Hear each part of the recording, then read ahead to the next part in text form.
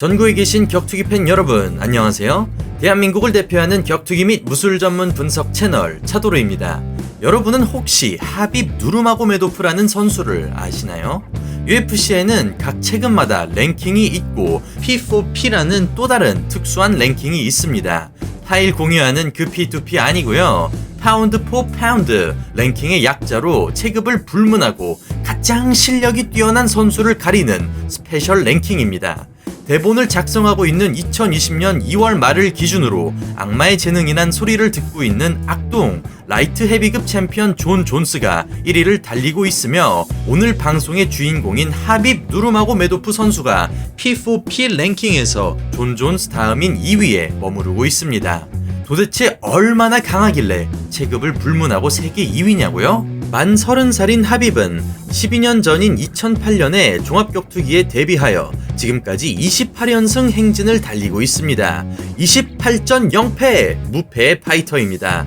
하빕 누르마고메도프가 12년째 무패를 유지할 수 있는 비결, 그의 테이크다운이 왜 다른 선수들에 비해 그렇게 막기 어려운지, 그리고 경력이 늘수록 데이터가 많아지니 파해법이 생기기 마련인데 도대체 어떻게 하빕은 전략과 전술을 계속 업그레이드하여 이런 완벽한 전적을 유지할 수 있었는지 깊이 있게 알아보는 시간을 가져보겠습니다. 사실 최근에 마찬가지로 12년째 무패 행진을 이어온 미친 펀치력의 복서 42승 41KO 반올림에서 KO율 98%인 디온테이 와일더 선수도 타이슨 퓨리에게 TKO를 당했던 것처럼 영원한 승자는 없겠습니다만 많은 격투기 전문가들은 하빕이 앞으로도 매우 긴 시간 동안 무패 행진을 이어갈 것으로 예상하고 있습니다. 하빕은 2018년에 맥그리거와 싸우면서 대중에게 알려진 선수라 격투기 팬이 아니라면 잘 모르실 수 있는 선수이죠. 자, 그럼 지금부터 본격적으로 그의 테이크다운을 한번 자세히 들여다보도록 하겠습니다.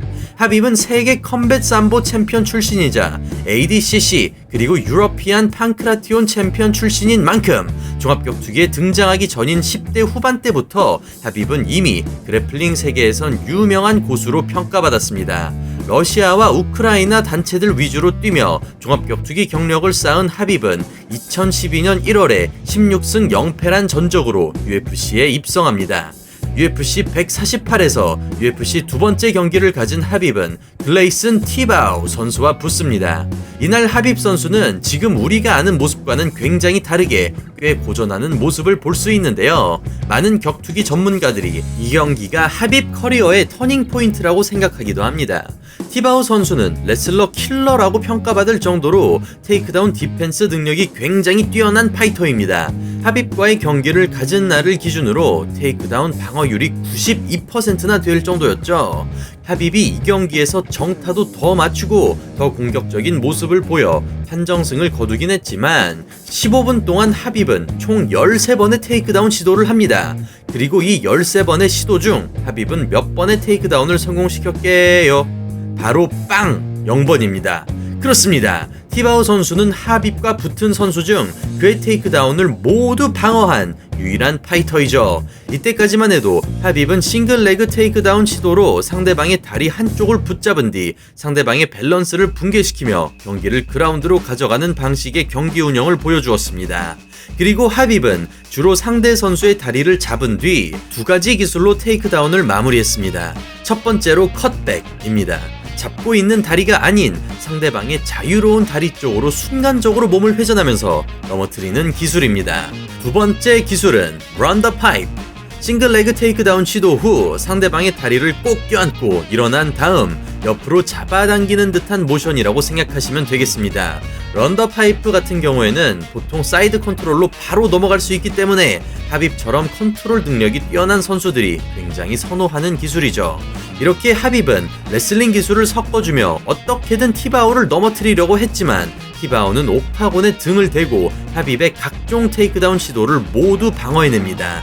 경기 이후 하빕은 자신의 약점이 노출된 것을 느꼈는지 가차없이 트레이닝 캠프를 변경합니다. 그리고 다음해 5월인 UFC 160에서 아벨 트루히오 선수와 붙은 하빕. 이 경기 때부터 그는 본격적으로 타격을 이용하며 심리전의 강도를 높입니다. 본래 하빕은 상대 선수와 적당한 거리를 유지하다가 타이밍이 알맞을 때 싱글레그 테이크다운을 시도하기 위해 태클을 거는 선수였습니다.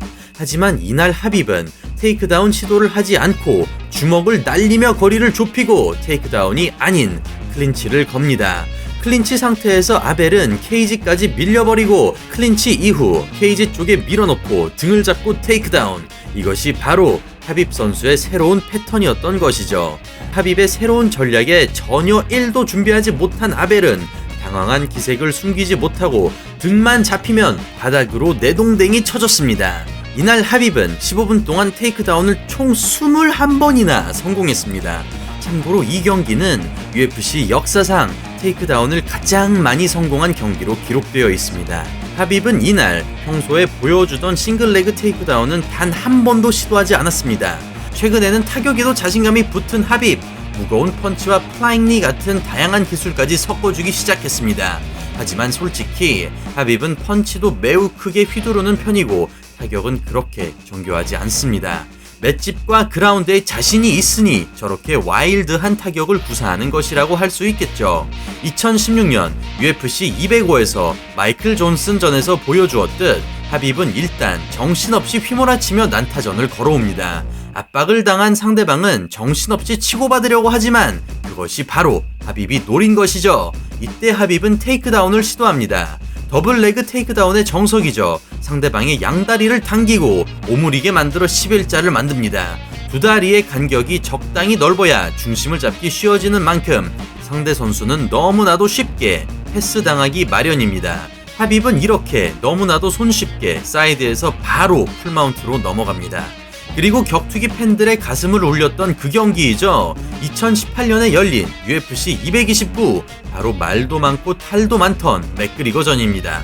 이 경기에서 하빕이 타격으로도 맥그리거를 압도했다는 평가를 받고 있습니다. 하지만 아무리 하빕이 타격을 열심히 갈고 닦았다고 하더라도 솔직히 월드 클래스 타격 스페셜리스트인 코너 맥그리거보다 타격을 더 잘할 리가 없죠.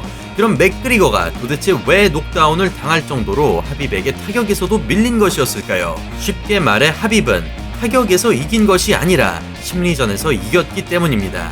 더 이상 원 패턴 파이터가 아닌 하빕은 타격과 레슬링을 적절히 섞어줍니다. 코너 맥그리거의 과도한 자신감 때문이었을까요? 여기서 보시면 그는 테이크다운 방어를 하기보다는 오히려 왼쪽 어퍼컷을 노리고 미스하고 맙니다. 돌이켜보면 만약 이때 맥그리거의 카운터 어퍼컷이 명중했다면 경기는 그대로 끝났을 수도 있었을 것 같습니다. 또한 하빕이 오른손 펀치를 날리기 바로 전 자세가 테이크다운을 날리기 바로 전 자세와 거의 동일하기 때문에 하빕의 공격은 이지선다 공격이라고 할 수 있습니다. 맥그리거 입장에서는 펀치를 방어하던지 테이크다운을 방어하던지 도박을 해야 하는 상황이었습니다.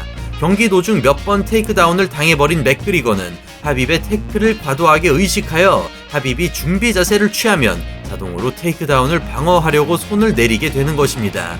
하지만 하빕이 노린 것은 테이크다운이 아니라 펀치였던 것이죠. 그래서 맥그리거는 페이크에 낚이고 가드가 내려간 상황에서 무방비로 펀치를 맞은 것입니다. 물론 코맥이 못한 건 절대 아닙니다. 그의 특유 스탠스를 이용하여 나름 방어를 잘해주었죠. 결과는 물론 하빕의 승리이긴 했으나 코맥은 7번의 테이크다운 시도 중 4번이나 방어를 해냈습니다. 참고로 UFC 명예의 전당에 오르기도 한 과거의 UFC 라이트 헤비급 챔피언, 전설의 레슬러 포레스트 그리픈 선수는 두 선수가 다시 붙으면 맥그리거가 이길 가능성도 굉장히 높다고 평가했습니다. 천하의 맥그리거를 상대로 정면으로 너무 정직하게 테이크다운을 노린 실수이죠. 맥그리거는 정면으로 들어오는 하빕의 관자놀이 쪽에 무릎을 제대로 꽂아 넣습니다.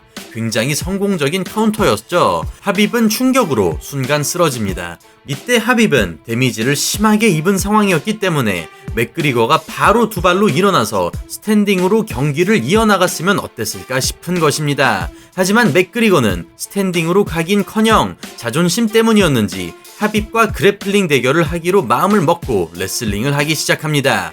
화살표 보시면 아시겠지만 하빕의 오른발을 잡으면서 로우 싱글레그 테이크다운을 정석대로 방어해주지만 포레스트는 충분히 그라운드를 탈출할 수 있었는데 왜 하빕이랑 굳이 레슬링을 했냐는 의견입니다. 이때 발을 빼고 그냥 타격전으로 갔으면 경기 내용이 완전히 바뀔 수 있다는 주장이죠. 작년 9월 더스틴 포이리에도 압도적으로 눌러버린 하빕은 과연 주짓수 괴물이자 변칙적인 타격 기술을 자랑하는 에디 브라보의 제자 토니 퍼거슨을 상대로 어떤 전략을 구사할지 궁금합니다. 두 선수는 오는 4월 18일 UFC 249에서 싸울 예정입니다. 두 선수는 지난 수년간 그토록 서로 싸우고 싶어 했지만 각자 사정상 성사되었다 취소되었다 이 패턴을 4번이나 반복했습니다. 이번에 벌써 두 선수의 경기가 잡힌 지 5번째가 되네요.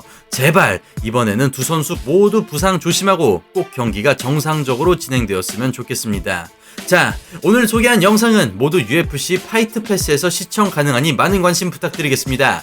저는 매일 격투기 영상 업로드하는 격투기 유튜버 차도리였습니다. 내일 또 인사드리겠습니다. 구독과 좋아요 잊지 말아주세요. 감사합니다.